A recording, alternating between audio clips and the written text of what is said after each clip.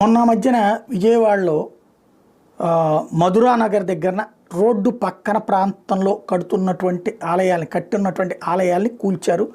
ఎప్పటి నుంచినో ఉన్న ఆలయం తర్వాతనే అదేంటంటే ఎదురుగుండా ఉన్నటువంటి ఇంటి వాళ్ళు తమకు అడ్డొస్తుందని చెప్పారని కూల్చేశారు. హిందూ సంఘాలు ప్రశ్నించినాయి.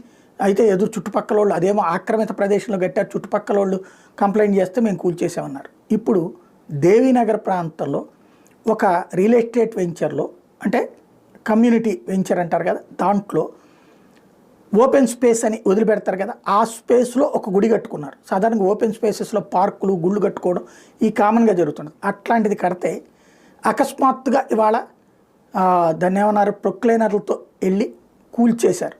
గర్భగుడి ప్రాంతం సగం, ముందు ప్రాంతం సగం కూల్చేశారు. అదేంటి అంటే కారణం చెప్పలేదు, అనుమతి లేదు. అది మీరు పెద్దోళ్ళతో మాట్లాడుకోండి, అనుమతి ఉంటే మాకు అభ్యంతరం లేదు.